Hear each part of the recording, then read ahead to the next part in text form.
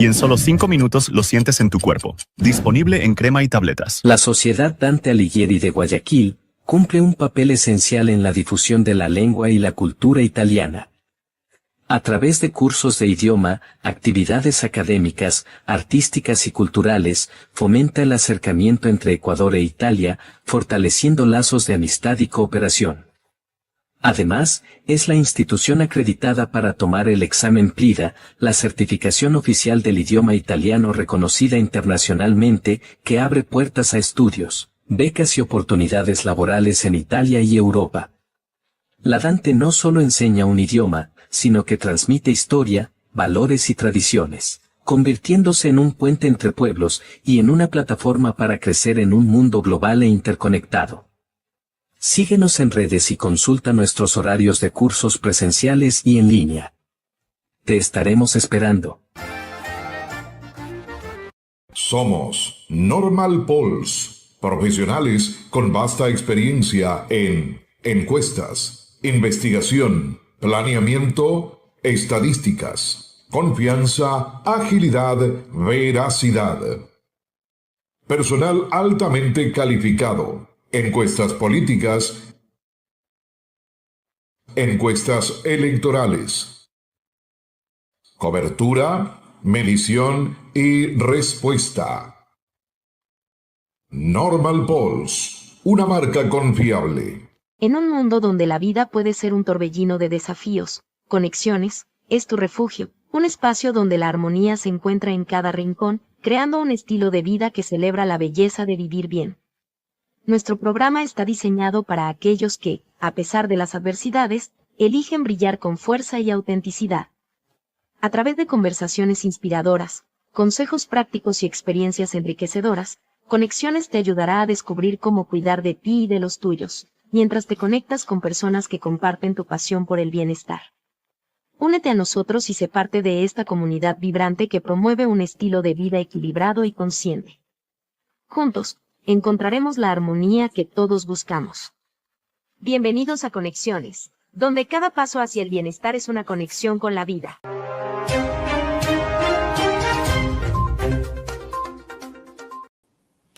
Como siempre, el gusto de saludarlos y de decirles bienvenidas, bienvenidos a través de Noticias Digital en una nueva semana que como otras muy particularmente tiene esta situación. Se va junio y recibimos a julio en estos días. Un abrazo para todos en Ecovisión, People TV, Lente Digital TV, Palmita TV, Winner TV, Miñaño TV, Extrema TV, Los San Lucas. Así que a todos, gracias por estar con nosotros. Mi querido Magíster Francesco Aicar, ¿cómo le va? ¿Qué tal? Muy buen día.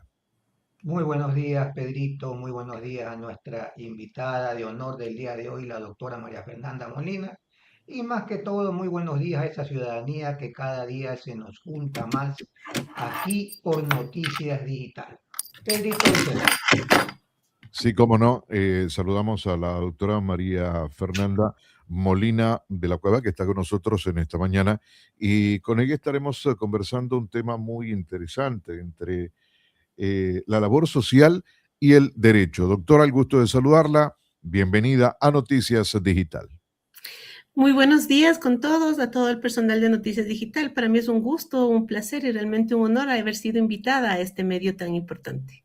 Dispuesta para conversar el día de hoy de temas muy importantes y sobre todo que harán que las personas conozcan un poquito más de María Fernanda Molina. Cómo no, de su labor y un currículum bastante vasto, por cierto, y muy académico. ¿Dónde confluyen el derecho y la labor social? ¿Cómo hacemos esa dualidad de labor, de actividad? Es importante señalar que el derecho de por sí, el objetivo principal es la consecución de una justicia equilibrada, una justicia capaz, una justicia que permita a las personas que están sometidas a ella el tener un sentimiento de consideración, estima y sobre todo el hecho de ser escuchados y atendidos. Cómo confluye la labor social y el derecho es en todo momento debería confluir. ¿Por qué? Porque el simple hecho de como en mi caso, durante muchos años me dediqué a la administración de justicia, esta administración de justicia no se termina simplemente en la aplicación fría de las leyes, sino también en la aplicación y un análisis sistémico y sistemático de todas y cada una de las situaciones que están involucradas en un proceso. Por ejemplo, en violencia intrafamiliar, el bloque constitucional que rige o está vigente en el Ecuador establece que debe analizarse otros parámetros. Pero además de mi vida profesional o laboral, también he dedicado mi vida a través de la participación en los colectivos ciudadanos y de la participación en la fundación con el objetivo de apoyar y acudir donde las personas que menos tienen o de las personas que en un momento determinado necesitan. ¿Y por qué es labor social o por qué dicen ahora aparece María Fernanda Molina? Porque yo creo firmemente que la labor social no se hace frente a las cámaras. No se hace con fotografías, se hace de corazón a corazón, tendiendo la mano a la persona que en ese momento lo necesita. Y bien dice el dicho, debe tu mano izquierda no saber lo que hace tu mano derecha. Y así es lo que se ha trabajado, directamente con la comunidad, gracias al apoyo del colectivo Ciudadano Unidos Ya y de la Fundación Monseñor Altamirano. Muy bien. Debería tomarse muy en serio esto de la labor social y la mano del derecho, porque, por ejemplo, en un tema jurídico X, o policial X, o de delincuencia X, un abogado defensor, uno acusador, un juez que determina una sentencia. Pero luego, ¿qué pasa con ese delincuente o qué pasa con esa persona infractora? En la labor social, ¿en qué momento ingresa para buscar, por ejemplo, lo que tanto se espera, ¿no? Una recuperación de salud mental, una reinserción a la sociedad, un trabajo que desde del castigo que vive o que deba cumplir en una cárcel, lo pueda ayudar a que si en un momento determinado su sentencia le permitiría regresar a la sociedad, que pueda volver de otra forma en relación a lo que pasó, sufrió o estuvo involucrado en un momento determinado, doctora. Exactamente, nosotros atravesamos o vivimos en un sistema donde el proceso o el sistema carcelario está acompañado doctrinariamente de un proceso de rehabilitación, reinserción y reincorporación. Esos son los tres principios que rigen a lo que es el sistema penitenciario de aplicación de penas. Pero lamentablemente se ha quedado en doctrina o se ha quedado plasmado únicamente en la ley porque no se ha podido aplicarlo de manera eficaz y eficiente. ¿Y por qué no se ha podido aplicarlo de manera eficaz y eficiente? Exactamente hace unos años ustedes vieron la crisis en el sistema carcelario donde se determinó o simplemente se corroboró porque era una verdad que ya se conocía a gritos. El hecho de que los GDOs tenían tomados y organizados los centros penitenciarios y esta crisis fue con el objetivo de reafirmar un control en un determinado centro penitenciario. ¿Cómo aplicarlo? ¿Cómo hacerlo? Está la doctrina, está la ley. Ahora vamos, la asignación de recursos. La asignación de recursos también es un poco complicado en el sentido de que existen programas que necesitan de manera urgente atención y que va a una población vulnerable, más vulnerable que las personas que se encuentran privados de libertad o los conocidos PPLs como establece la ley. Tenemos que verificar que existen fundaciones, organizaciones que han colaborado con este tipo de programas, pero no es en todos los momentos y no es en todas las ciudades donde se encuentran estos centros de rehabilitación social. Otro aspecto que se ha tratado de dirigir más es que este sistema o estos beneficios se dirijan a los adolescentes infractores y los adolescentes infractores en las casas donde se encuentran ellos que son independientes de los adultos reciben un poco más de presupuesto. Pero lamentablemente por cuestiones burocráticas se ha establecido que los proyectos que se ejecutan de manera obligatoria o para los regímenes de libertad y semilibertad hayan sido afectados por la asignación presupuestaria, y también hay que ser muy reales. Es la situación de los GDOs y de la delincuencia y de las personas que caen en este mundo no es de hoy.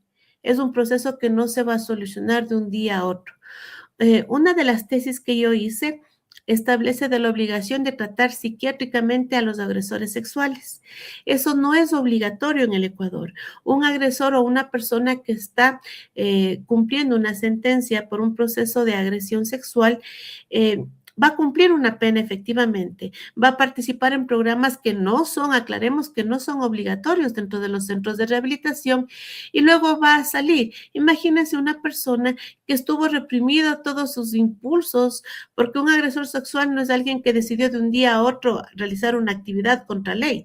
Es una persona que tiene un proceso interno y externo que afecta su percepción real de las cosas. Entonces, si él no es tratado, inclusive psiquiátricamente, él va a salir a desfogar todos sus impulsos y todas las situaciones que le hicieron a él caer anteriormente en un proceso penal y cumplir una pena. En el Ecuador solamente se trata psicológica y psiquiátricamente a los adolescentes infractores en materia de violencia sexual. Pero a los adultos, que son la mayoría, no se trata, y por eso son reformas que deberían establecerse a nivel nacional, a nivel de la Asamblea, para que estas puedan ser aplicadas ya de manera directa. Y tengo que decirlo, esto se tiene que hacer a través de programas, pero también a través de la participación de las entidades y organismos que son los que permiten que efectivamente se lleven a cabo este tipo de eventos. Sí, mi querido magíster, por favor. Gracias, Pedrito. Gracias, doctora, por su tiempo. Ahí estuve revisando su vasto currículum vitae y veía que había muchas aristas. Una de ellas que no le voy a decir que fue la que más me impresionó, pero sí me causó gran sorpresa, es que usted también es profesional en el deporte. Usted es cinta negra de Taekwondo. Sí. Esa filosofía de vida, porque definitivamente pues las artes marciales como que te proyectan a manejarte de alguna manera. No es que ustedes están haciendo deporte o no es que ustedes utilizan su conocimiento para hacer agresión, sino más bien para aguantarla. ¿Eso cómo se junta con la justicia indígena? ¿Cómo se junta con la mediación y resolución de conflictos, María Fernanda? ¿Eso cómo se junta con la labor social? ¿Qué fue primero? ¿Eso? O sea, ¿qué fue primero? ¿El gusto que usted tiene por ese deporte o lo otro la llevó a practicar las artes marciales? Ya, las artes marciales entraron a mi vida desde muy joven.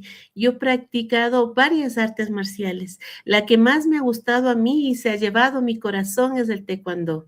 Yo practico taekwondo aproximadamente desde los 12 años. He practicado karate, he practicado judo, he practicado artes marciales mixtas, box inclusive, y eso a mí me ha llevado a que aprenda a ser disciplinada. ¿Sí? La disciplina yo considero que es lo más importante en la vida, para bien y para mal, porque yo pienso todas las cosas antes de hacerlo.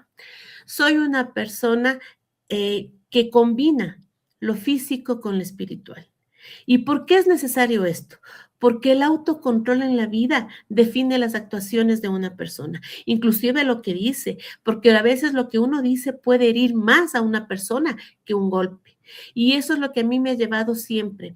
He practicado con grandes maestros que han sido mis mentores, mis tutores, y luego ya decidí, porque yo antes lo practicaba para mí, o sea, para estar bien, y luego decidí ya dedicarme de manera no profesional, podríamos decirlo semiprofesional, al taekwondo. Representé a mi academia, al cantón, a la provincia, al país en varias ocasiones, y eso ha sido muy importante y muy interesante en mi vida, porque me organizaba, imagínense, estamos hablando de una joven, de una adolescente que tenía que estudiar, Además, yo trabajaba porque mi padre, que también era abogado, él a mí me enseñó que tengo que aprender y estudiar bien las leyes, pero la práctica se trabaja o se aprende solamente en el día a día, en un trabajo.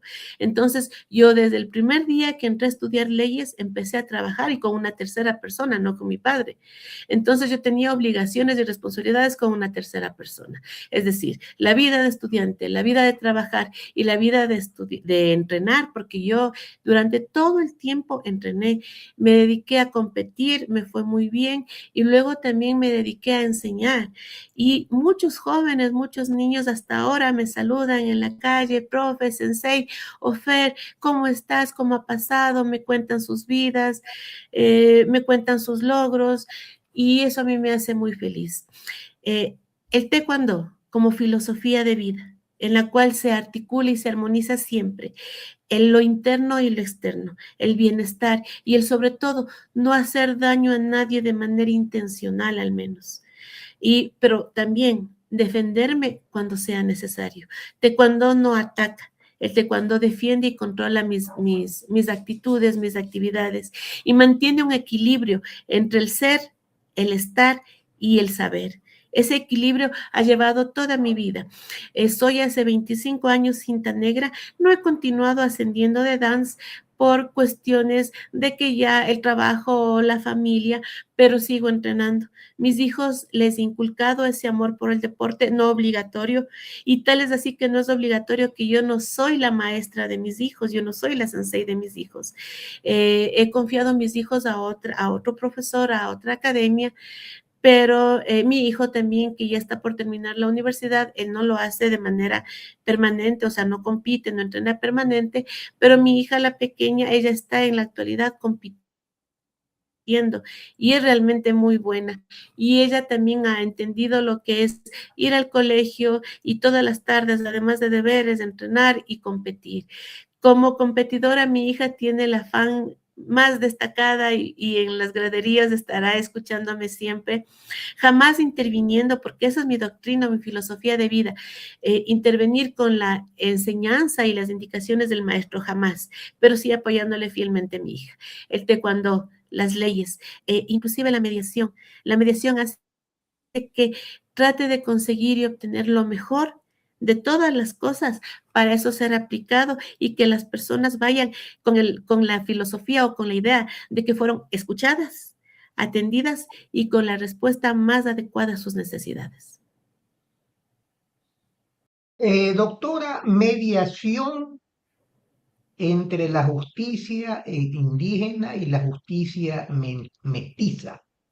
¿Cómo le ha ido por ahí? Porque definitivamente en nuestro país, pues, mucho se habla que no debería existir otro tipo de justicia y a veces uno toma esas posturas simplemente porque no conoce, porque definitivamente, pues, para nosotros o para la gran mayoría, pues la ley debe ser para todos, pero la filosofía y la manera de actuar de otras comunidades que debemos definitivamente respetarla.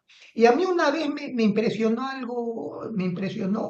algo que me dijeron. En la parte indígena que a una persona la metan presa es prácticamente una victoria. ¿Por qué? Porque tienes donde dormir, tienes donde comer, no tienes que trabajar y tienes resuelta tu vida. Y esa es la visión que tienen ellos. O sea, para uno es la privación de libertad, para otros es solucionarle su vida, más no castigarlos por el cometimiento de algún tipo de delito o de cosa reñida con la ley. Esa confluencia o esa diferencia, utilizando la mediación para las dos cosas, ¿cómo le ha ido por ese lado, doctora Molina?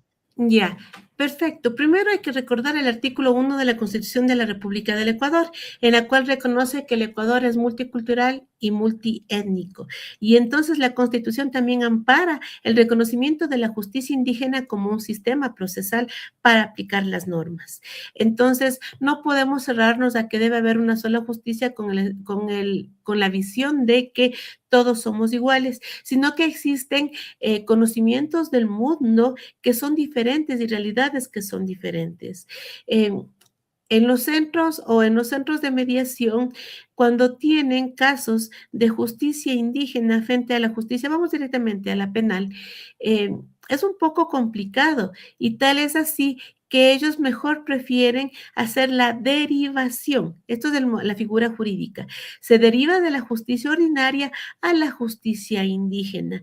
Y si es importante y si es aplicable la mediación, no con todas y cada una de sus letras en lo que es el proceso de justicia indígena, sino la mediación como un método alternativo de solución de conflictos, porque muchos de los elementos en los cuales en la justicia penal no pueden ser tratados a través de mediación o puestos de una solución final, pueden ser tratados de una manera diferente en la justicia indígena. Por ejemplo, existen casos en peleas, lesiones o deudas donde más que el hecho de estar privado de la libertad, el reconocimiento, la aprobación o la desaprobación de la comunidad pesa más en una persona. Y por eso un miembro de una comunidad indígena que sea desconocido, desaprobado o juzgado por una comunidad, le afecta más el hecho de decirle se va 1 mes, 2 meses, 1 año preso. Eso es así, porque ellos viven en un sistema comunitario donde la organización hace que sean uno solo. Y el hecho de tener problemas con la comunidad sí va a afectarlos de manera directa. Por eso no han sido muchos en materia penal, pero sí he tenido casos en los cuales solicitan la derivación en justicia indígena. Se deriva a la justicia indígena y la justicia indígena posterior presenta no un informe, sino una situación del caso con el objetivo de determinar si este se cierra o no para la justicia ordinaria. Es increíble reconocer el sistema de administración de justicia y sobre todo reconocer el sistema de organización comunitaria que tienen las nacionalidades indígenas que permiten el resolver este tipo de problemas más adecuado. Ahora, un gran problema, un gran conflicto, cuando se pone de un lado la justicia indígena y una persona que está sometida a fuero de justicia ordinaria. Ahora, hay casos en los que se les lleva de un lugar a otro, se les lleva a la comunidad y todo, pero sabe que los líderes locales son muy entendidos y sobre todo con ellos se puede hablar y ellos controlan de alguna manera a la comunidad que depende de ellos. Sí han existido cismas muy grandes y conflictos también graves, pero todo se ha solucionado de manera efectiva. Sí compagina la justicia indígena, la mediación y la justicia ordinaria. Porque ¿cuál es el fin de la justicia? Obtener la verdad procesal. Y la verdad procesal se obtiene en todas y cada una de las formas de justicia reconocidas en la Constitución y más aún cuando yo les digo, cuando yo propicio acuerdos en las materias transigibles, en la mediación no existen ganadores ni perdedores. Hay que reconocer que existe un problema entre ellos y por eso están en donde están, pero ese problema puede ser solucionado o puesto un fin efectivo desde ese momento en adelante. Y por eso siempre en todos los casos transigibles yo llamo a los abogados y a las partes procesales para que piensen y analicen los beneficios de una mediación. Ahora, una preguntita más antes de que retome Pedrito Vicente. ¿Puedo yo sugerir que se me aplique justicia indígena, por ejemplo, cuando yo veo pues, que he cometido algún tipo de acto incorrecto y entendería que quizás la justicia indígena te va a dar una pena un poco más leve sobre lo que yo he hecho? Yo puedo solicitar como mestizo, hablemos como nos suelen decir pues los mestizos o bajo justicia tradicional, pudiera solicitar que se me aplique justicia indígena o tiene que haber ciertos parámetros para que yo pueda cumplir los requisitos para que se me someta a una justicia indígena. Exactamente. Existen requisitos indispensables para que sea sometido a la justicia indígena. Efectivamente, nosotros los mestizos podemos ser sometidos a la justicia indígena, pero cuando se cumplan otros de los requisitos que establece la norma.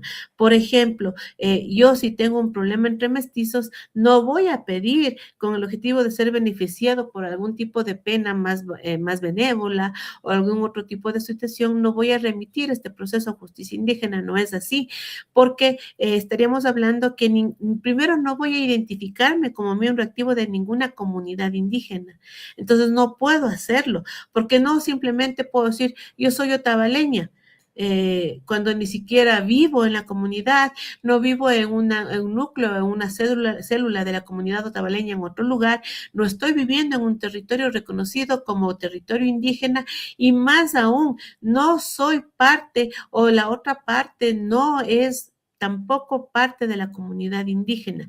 Son requisitos que establece la norma y por eso la derivación a justicia indígena va bajo un auto resolutorio que se llama en materia legal, con los cuales se verifica que se cumplen todos y cada uno de los requisitos de la justicia indígena y ahí sí se deriva. La justicia indígena tiene que, hay casos en los cuales las dos partes de común acuerdo solicitan que este caso sea resuelto por la comunidad y otros en los cuales la comunidad como tal debidamente organizada realiza un pedido de derivación a la justicia ordinaria a fin de que determinado caso en el cual fue un territorio indígena o los partícipes son miembros de la comunidad indígena, sea remitido a la justicia indígena. Y también existen delitos de los cuales están exentos que no se puede tratar en justicia indígena. Eso está en la norma. Hay que cumplir estos requisitos.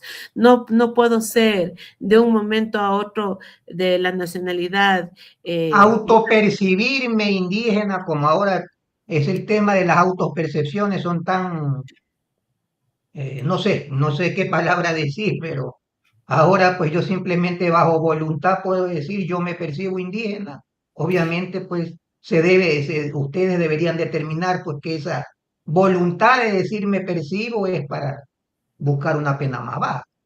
Claro, es que el autopercibirme, puedo decir, yo soy indígena, ya, pero también debo yo pertenecer a una comunidad organizada.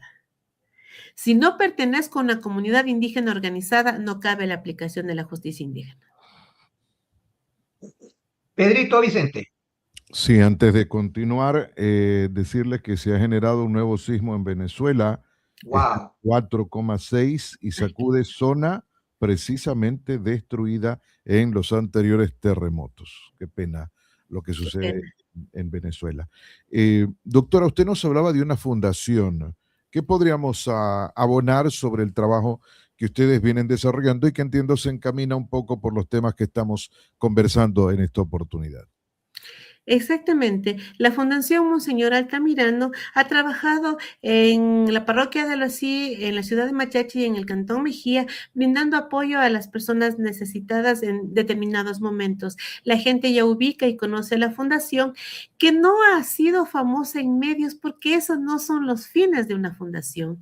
Hay que ir donde la comunidad lo requiere, donde la comunidad lo necesita. Y también esa fundación tiene nexos con la Fundación para la atención a las víctimas de violencia, a las personas víctimas de violencia, a través de centros de mediación. Uno de estos es el MESELEX, con el cual también se asesora y se ayuda a las personas que requieren de un momento a otro el acudir a un método más efectivo, más rápido para la aplicación o la solución de sus problemas legales. Entonces, la Fundación ha trabajado.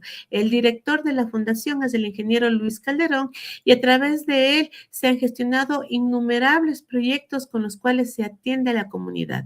La gente ya va a las oficinas y la gente va directamente a las personas que formamos parte de esta fundación y el colectivo, indicando, por decirle, o sea, recetas, sillas de ruedas o inclusive tratamiento, apoyo, y con los profesionales que forman parte de esta fundación se atiende, se les ayuda, el apoyo, inclusive hasta un abrazo, una estrechez de manos, necesitan en un momento determinado. Y también coordinar acciones con ministerios, coordinar con otras fundaciones que permitan ubicar a las personas y que sean atendidas sus necesidades de manera más adecuada y sobre todo de una manera más humana. Porque ahora las fundaciones se han convertido en un evento público donde la caridad se vuelve humillación y nosotros no trabajamos de esa manera y por eso lo hacemos de manera callada y de manera muy reservada, porque tal vez las personas que necesitan ayuda para no salir en fotos, en videos, en vivos y en todo, eso es humillarles, porque están delicados, están mal y se sienten mal, y yo por obtener un like o una aprobación voy a exhibir la situación tan dura que está atravesando. No es así. Pero cuando se ha tenido que pedir ayuda a la población en general o a otras situaciones, se le ha hecho de la manera más adecuada posible, directa, cercana y sobre todo con todo el cariño de personas desinteresadas. Y tal es así que la fundación, como política o en la política, es la primera vez que va a intervenir como tal, sacando a las mejores personas que estuvieron o que pueden estar en el colectivo para participar en una lid política. A veces se ha desintonizado lo que es una labor social y muchos piensan, digo, que la mejor manera de hacerse visible y la mejor manera de catapultarse, incluso lo que usted acaba de mencionar, a un tema político es aparentemente empezar por hacer una ayuda social. Pero esa ayuda social es momentánea porque una vez que se obtiene el objetivo, hasta allí llegó la labor social o la, entre comillas, labor social de corazón, porque esa labor social no funciona. La de corazón sí, digo, pero la que es solo por el momento, la que es solo por mi interés, la que es solo porque mi rostro se conozca o hacerme conocido por un fin político en un momento determinado. Exactamente, se ha confundido y se ha confundido de manera muy grave lo que es la labor social con la política. Hace unos días, hace unos meses, hubo un aluvión en el Cantón Mejía que afectó gravemente a muchas familias. Y ver a que los actores de turno, actores políticos de turno, estén con botas, estén con palas, se hayan mojado y estén ahí, en lo personal cae hasta en lo ridículo, porque no se puede hacer eso. El día que ya no hubieron cámaras, desaparecieron, desaparecieron. Y a través de la fundación se coordinó directamente con las personas afectadas y nosotros no salimos en ninguna foto, no salimos en ningún video. Y no es porque no Simplemente, estuvieron, y no es porque no estuvieron. y no, porque inclusive la sede de la fundación estuvo en los terrenos que fueron afectados Mire usted. por el aluvión. Entonces, el ingeniero Calderón, él estuvo ahí, no por las cámaras, es porque estuvo ahí porque ahí es su casa. Ahí están, ahí están sus cosas. Y tal es así que uno de los tanqueros, del que salía en todos los videos, de los tanques de agua, bajó desde la propiedad hasta unos cuantos kilómetros, arrastrado por la corriente. Y ahí estuvimos, sin ningún video, sin ninguna fotografía, simple y llanamente en el momento adecuado y con la reserva oportuna, porque eso es trabajar. Sí, María eso Fernanda, es definitivo. perdón, Pedrito, No, no, yo quiero hacer pues una reflexión porque lo que usted dice es muy cierto. A veces, o sea, no quiero justificar en absoluto lo que usted dice de los políticos. Eso es algo que creo que todo el mundo aborrece. Pero en cuestión a veces de hacer algún tipo de actividad, lamentablemente, cuando uno hace labor social, porque nosotros también hacemos labor social, mi esposa tiene, bueno, está en preparación la parte legal de hacer una fundación, ojalá que usted me pueda ayudar en eso, Claro, con mi gusto. querida María Fernanda, porque llevamos algún tiempo y tenemos trabado unos papeles.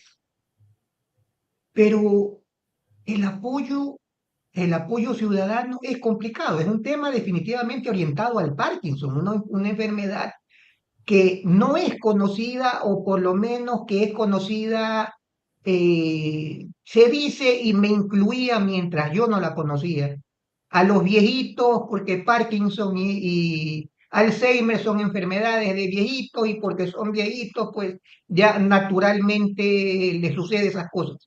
Y no es así. Hay pues Parkinson juvenil, que es lo que le sucedió a mi esposa. Ella fue declarada con Parkinson cuando apenas tenía 40 años. Pero tratar de solicitar apoyos es complicado.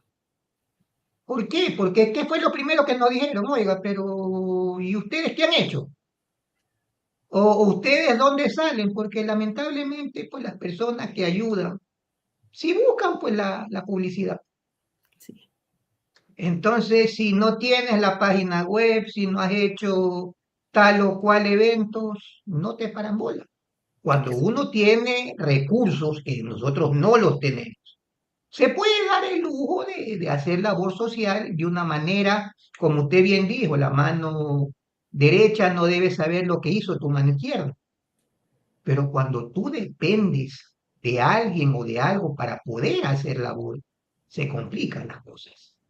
¿Cómo ustedes han logrado poder hacer o seguir con la misión fundamental de una fundación?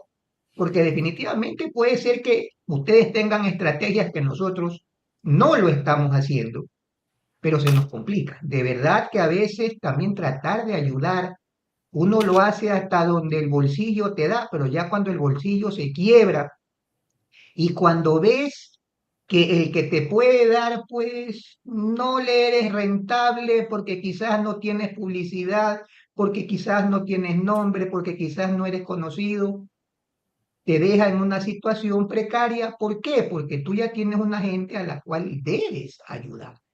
Debes afrontar sus problemas y estar con ellos en sus problemas. Pero de buenas intenciones, el mundo no se mueve. El exacto. mundo lamentablemente se mueve con sustento económico y a veces, pues, no a veces, la mayoría de ocasiones, pues lamentablemente eso es lo que menos existe. Exactamente. Bueno, primero mi solidaridad y yo conozco de cerca lo que es el Parkinson. Mi padre adoleció de Parkinson que se complicó con cáncer cerebral. Wow. Entonces fue terrible la situación de mi padre, mi solidaridad y es muy duro, muy duro. La gente no entiende en sí, no es solamente la tembladera, son otras situaciones que abarcan una enfermedad muy complicada que afecta no solamente a la persona, sino a toda la familia, a todo el círculo familiar. ¿Cómo hemos logrado nosotros mantenernos? Sobre todo cuando hemos hecho un trabajo constante y sobre todo un trabajo que no está publicitado. Nos hemos logrado mantenernos a través de los contactos porque hay muchas situaciones que nosotros no las podemos enfrentar solos o afrontar de una manera eficiente y los contactos han sido determinantes en esta fundación. Estamos llenos, rodeados de profesionales muy buenos, cada uno en su rama y cada uno tiene sus conocidos y los conocidos tienen conocidos y así hemos podido salir adelante.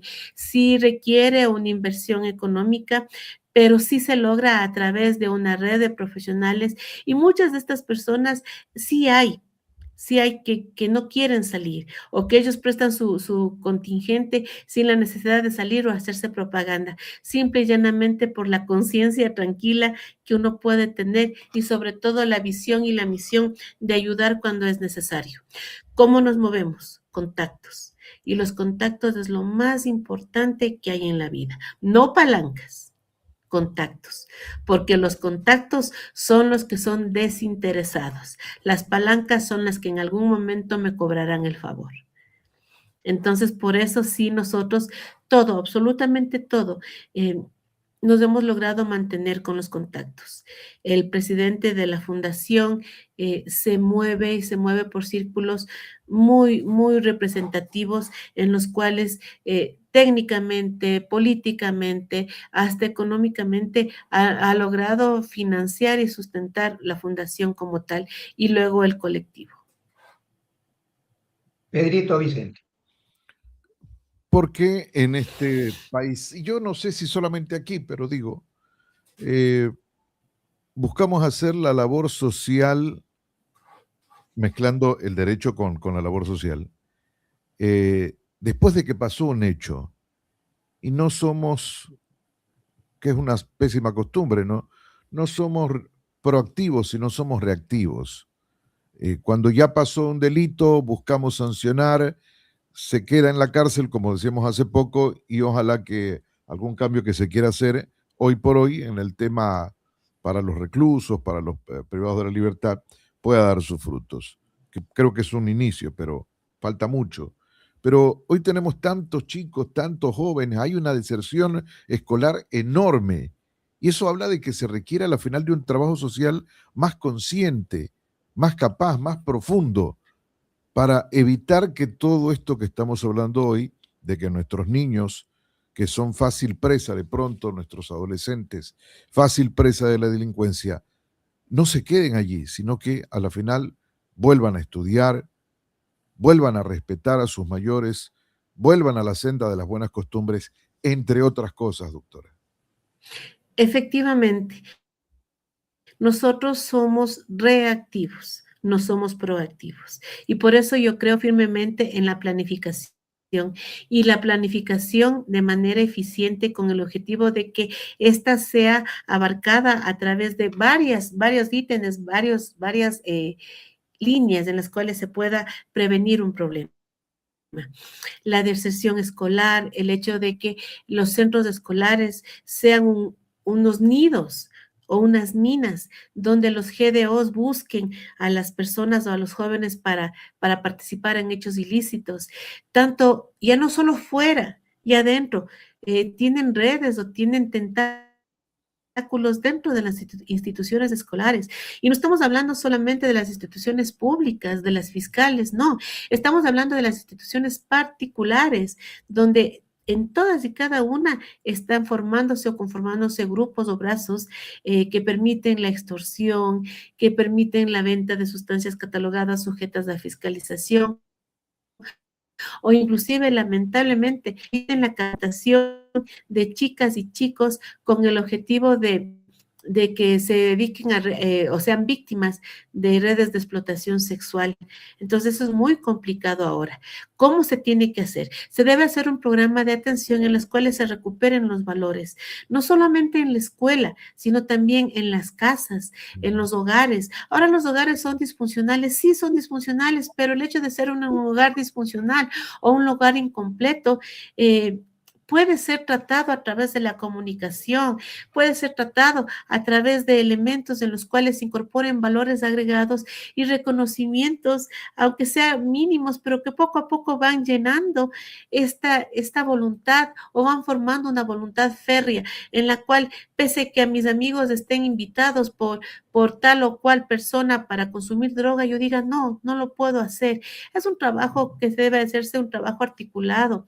Sociedad, familia, comunidad educativa, se debe devolver el poder de control a los maestros, se debe devolver se debe hacer que el DESE no esté ya solamente para llenar informes, sino que el DESE actúe de manera articulada cuando exista algún tipo de problemas con un estudiante. Y, por ejemplo, le digo, hay casos en los cuales los estudiantes en la casa no dicen nada, pero algún compañero o alguna compañera le dicen lo que están sufriendo. Y el DESE cumple en informar y le sugiere a los padres que pongan la denuncia penal cuando hay un protocolo en el caso de actuación de violencia sexual en las instituciones educativas, que muchos maestros tienen miedo a cumplir, tienen miedo, tienen pavor porque no aceptan las funciones y las responsabilidades, o que por último existen casos en los cuales la víctima señala, sí, yo fui víctima de un abuso sexual, un acoso sexual o inclusive de una violación por parte de tal persona. Y resulta que esa persona es también tal vez un maestro y entonces no queremos afectar al honor, a la honra institucional, o no queremos afectar a una familia, o queremos tapar para no hacer escándalo. Entonces yo creo que cada uno tiene que conocer sus obligaciones, conocer su responsabilidad, conocer sus derechos y ejercerlos y reclamarlos de una manera adecuada.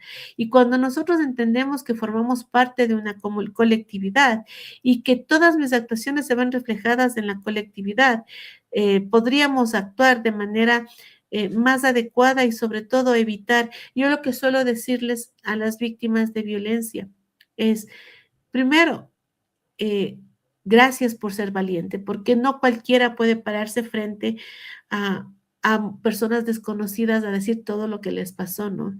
Y sobre todo con el estigma con el que va a quedar, porque la sociedad no dice ella fue violada o fue víctima de violación, sino qué estaría haciendo, o cómo se vistió, o para qué se fue con ellos. Entonces, la sociedad es muy dura en juzgar, pero es diferente cuando te pones en el otro lado. Y por eso creo que tenemos que ser más empáticos, buscar una sociedad empática que trabaje de manera articulada para entender que estos problemas sociales pueden devenir en problemas legales y luego vamos a ser, como se indicó anteriormente, reactivos, llorando por la persona o por mi familiar que se va preso muchos años y sin ser proactivos, indicando o viendo que yo veo que los actos que realiza no están muy bien, o yo veo que los comentarios que pone o los comentarios que hace no son los adecuados, o aparte uno conoce a su gente, a su círculo, y uno conoce quién es el que está un poco alejándose de una conducta normal, para llamarlo de alguna manera, y que podría estar afectando a otra persona, porque todas nuestras acciones y omisiones afectan a otra persona y por eso debemos analizarlos de manera muy interna y luego ver cómo esta conducta en lo exterior va a afectar a otra persona. Programa de contenido, mi querido Magíster, y contenido del bueno en este inicio de semana aquí en Noticias Digital. Vamos ingresando a la parte final, Magíster. No, definitivamente agradecerle, María Fernanda, por todo el conocimiento que nos ha derrochado el día de hoy. A veces es tan sencillo y a la vez tan complicado ser empático, pero a mí dentro pues de lo poco que aprendí en resolución de conflictos siempre me decían, trata de ponerte en los zapatos del otro, tratar de pensar por qué él está tomando tal o cual decisión. Pareciera que fuera fácil ponerte en los zapatos del otro, pero no es así. Y lamentablemente, como vivimos en una sociedad hedonista que preferimos pues darle el culto a Baco que dar el culto a las artes, pues lo más fácil es simplemente emitir mi criterio que no por siempre o por lo general no es el mal adecuado. Yo creo que nos falta empatía en la sociedad, yo creo que nos faltan muchas cosas en la sociedad definitivamente, pues si las sociedades fueran fuertes y tuvieran pues valores como en el caso de la empatía, pues estuviéramos en otros mundos, pero estamos en el mundo que estamos. Agradecerle una vez más, María Fernanda, por su tiempo, la he de molestar por el temita de la fundación, pues, y para nosotros siempre será un gusto, creo que estoy hablando también por Pedrito Vicente, pues tener este tipo de conocimiento que más allá, pues, de simplemente saber que hay buenas personas todavía y que esas personas están irradiando más que todo, pues, esa bondad que como sociedad necesitamos en nuestro querido país. Con usted, pues, mi querido Pedrito, a las 12 y el día de hoy, pues, no tendremos aula abierta, sino haremos por el partido de mañana, haremos, pues, un búnker político con el ex asambleísta Jorge Acaiturri, invitarlos para esa exposición. Y usted también, María Fernanda, si en algún momento toma la decisión de involucrarse un poco más en la política, pues tendrá esta ventanita abierta para que todo ese conocimiento y todo, cuando nos quiera decir qué es lo que tiene pensado hacer por su país, pues aquí estaremos gustosos y atentos para atender. Muchas gracias a todos y muy buen día. Muy buen día, doctora. Muchísimas gracias, un lindo día y una bendecida semana. Gracias. Procem, la proteína inteligente. Mejora tu rendimiento. Acelera tu recuperación. Nutre con precisión. Y todo esto con un solo scoop. Ya lo sabes, Super Procem, la proteína inteligente, con proteína aislada de soya, calostro, colágeno hidrolizado y vitamina D3. Llegó Viprocollage, que es más que un colágeno. Su fórmula avanzada regenera tendones y articulaciones. El colágeno es un excelente soporte para músculos y te hará lucir una piel increíble. Vipro Collage contiene vitamina A, C y D3 y trocitos de mora para un refrescante sabor. Endulzado con dulce cura, nuestro stevia 100% natural. ¿Qué esperas? Prueba Vipro Collage.